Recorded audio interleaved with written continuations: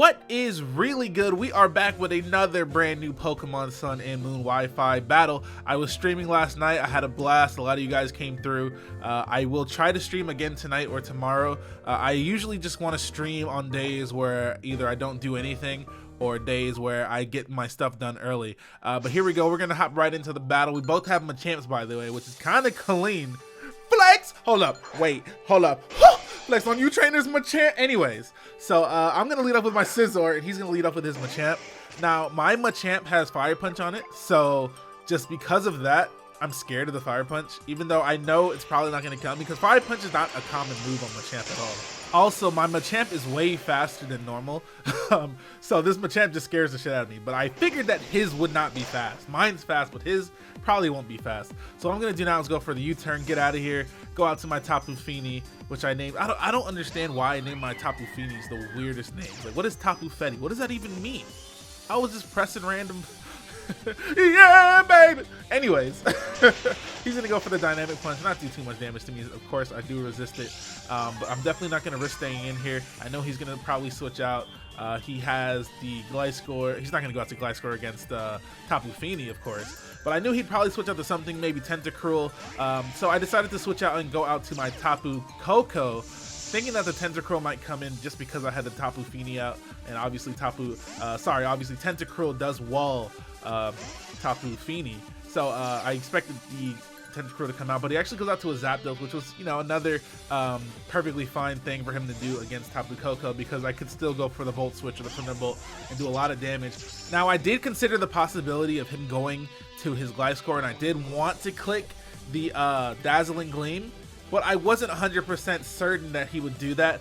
I don't like to make crazy predictions so early in the battle if I've never played the person, even though that wasn't really a crazy prediction because Zapdos couldn't have killed me from there anyways. I just really wanted to see what he would do there, and he did end up going out to Gliscor. So that's perfectly fine by me. I just, like I said, I really don't like making predictions so early in the battle if I've never played the person, just because there's been, like, I don't know, it's hard for me to explain. When you play good people all the time and then you play somebody who's not so good, they choose options that aren't necessarily the smartest, so therefore you can play way more aggressive than they are and just end up screwing yourself over. So anyways, I'm gonna go for the taunt here just to stop his Gliscor from doing whatever he wanted it to do, but he actually switches out to the Scolipede. I'm scared of the poison type move, so I'm gonna go ahead and switch out here, but he predicts me to switch out to something and actually switches out to his own Charizard. And that sucks for me because I definitely went out to my Scizor predicting a poison move or maybe, you know, a Swords Dance or whatever. Just thought that I could wall Scolipede out to some extent.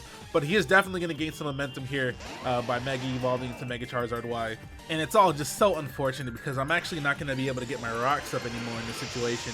He did go straight for the Flamethrower in the sun and with Mega Charizard Y special attack. Obviously, there's no way I'm going to be able to live a Flamethrower. But I do have a Focus Sash, so what I'm going to do is take the hit, live with the Sash. Hopefully I don't get burned, and I don't.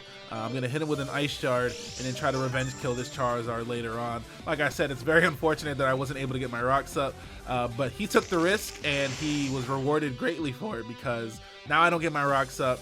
Now he has all the momentum in the battle.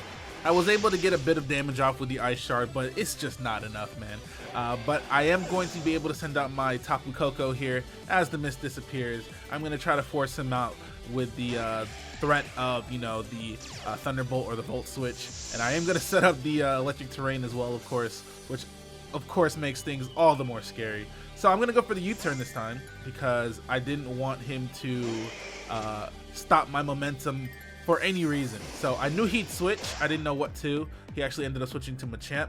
That's perfectly fine because I know that my Machamp is going to outspeed him, and I have Guts Machamp with a Flame Orb, and I have Close Combat. So I'm definitely going to be able to outspeed him as well as kill him from where he is, just because Close Combat from Machamp is so powerful with that base 130 attack stat with the Guts, with the extremely high damage of Close Combat. That's definitely going to kill him. This Machamp is max speed, max attack, Guts, Flame Orb, so it has like knockoff Earthquake, Fire Punch, and Close Combat. So that's why I was confident in the fact that I'd outspeed him.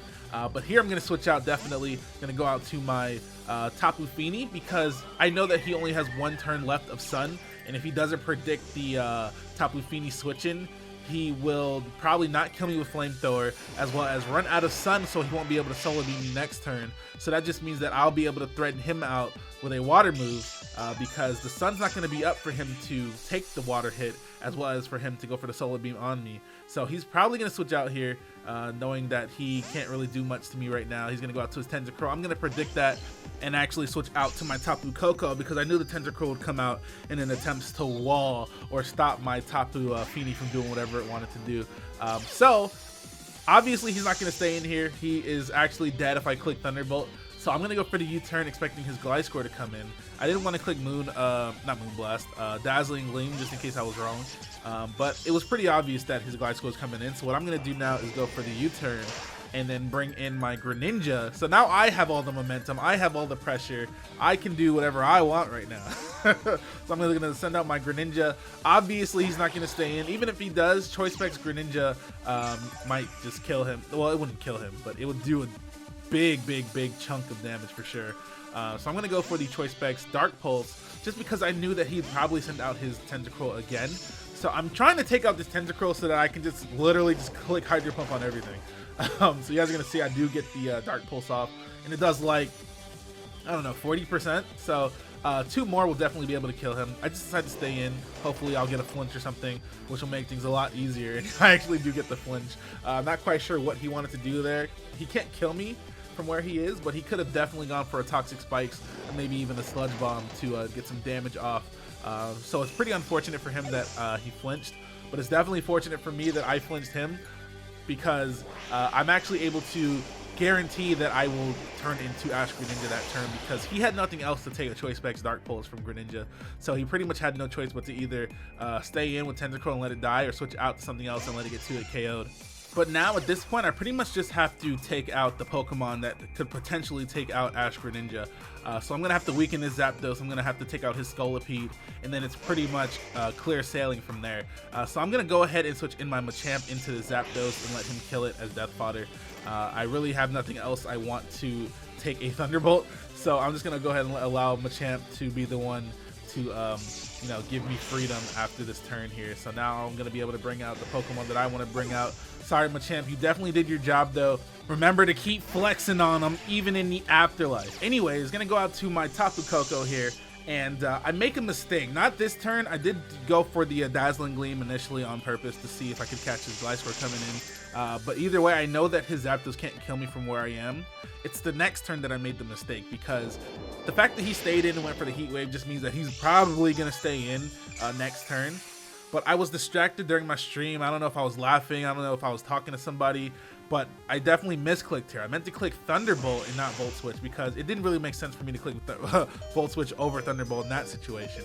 And the worst part is the Thunderbolt absolutely would have killed the Zapdos. So I pretty much have no choice but to sacrifice something here and send out a Pokemon for the Zapdos to kill, so I can bring back in my Tapu Koko, or maybe even my Greninja or anything like that. But really sucks that I misclicked there, because the Zapdos definitely would have died, and I would have still had my Tapu Fini to show for it afterwards. But he does take out my Tapu Fini with a Thunderbolt. I'm going to go out to my Greninja and just click pretty much any move to kill this Zapdos with. It doesn't matter what I go for. So I'm going to go for the Dark Pulse, just in case he wants to switch out or something. I don't know. Dark Pulse is definitely going to kill, because Ash-Greninja has way too much special attack. Way too much. Scolipede is going to come out here. I know that this thing can get speed boost, and it probably has speed boost. So I'm going to go out to my Scizor, because Scizor can pretty much take, I'd say, most hits from Scolipede. I don't know if it gets like any fire moves. I mean, it's pretty safe to assume that he doesn't, considering he's a bug type, but you never know. But anyways, he's going to go for the Swords Dance on the Switch. I don't really care. I'm Mega Scizor, man. Mega Scizor is way too bulky. Look at him. He's kind of thick in the back there, too. You know what I'm saying? Anyways, I'm going to go for the Bullet Punch just to get some damage off. Hopefully it's a 2-hit KO. But it's definitely not, because I don't really have any attack EVs on this Scizor. It's more of a bulky Scizor. But this caught me off guard. I was expecting a Tectonic Rage or something like that. But he actually goes for, yeah, not Tectonic Rage, Continental Crush. That's what I was expecting. But he goes for the Hydro Vortex. So I looked it up, and apparently Scolipede gets Aqua Tail. I completely forgot about that. It does a decent amount, almost takes me out, but not quite. So I'm not really too scared about this. I do have Bullet Punch. I do have Greninja with Water Shuriken in the back as well. So either way, this thing is going to be taken out no matter what. Also, he can't really switch out into the Water Shuriken. He can't really switch his Charizard into it because it'll get 2-hit KO'd even in the sun just because of the choice specs. So what I'm going to do now is go out to my Ash-Greninja, go for the Water Shuriken, take out the Scolipede. He's probably going to send out his Charizard since it is one of 2 of the Pokemon he has after this. And then I'm going to go out to my Tapu Koko, let him kill that. And then I'm just going to click Hydro Pump and hope that it hits. and that'll, you know, that's pretty much all I can do here. I have no other choice. Anyways, he is going to send out his Charizard Y, set up the sun, weaken my water moves a lot. I have no choice but to switch out to Tapu Koko here because I have to switch back in. And I have no choice but to go for Hydro Pump afterwards because I'm pretty sure Dark Pulse won't kill unless I get, you know, a flinch and then hit him with another one. So he's going to go straight for the Solar Beam, knowing damn well Tapu Koko would die if he went for that. And like I said, my last choice here, my last chance is to go out to Ash-Greninja, click Hydro Pump, and hope that it hits the Charizard. I'm pretty sure I'll have more than one chance to hit the Gliscor with a Hydro Pump afterwards because Gliscor, I don't think, can kill Ash-Greninja in one hit unless he's like max attack and goes for like a U-turn or something. I don't know. No, wait a second. I'm pretty sure an Earthquake would do more damage than a super effective U-turn. But either way, like I said, I do hit the first Hydro Pump. I was pretty happy about that. And then I actually hit the second Hydro Pump. You rarely ever hit 2 Hydro Pumps in a row, so I got really, really lucky there. Even in the sun, it's going to kill because of the sheer attack power that Ash-Greninja has. So thank you guys for watching. That is a clean battle. I really enjoy using Pokemon like Machamp. I wish I got to use it a little bit more. He made some good plays. I made some good plays. It was an all-around fun battle. Gonna try to stream again soon. Go ahead and hit that like button, comment, and subscribe if you enjoyed. And I'll be back with another battle. Bye!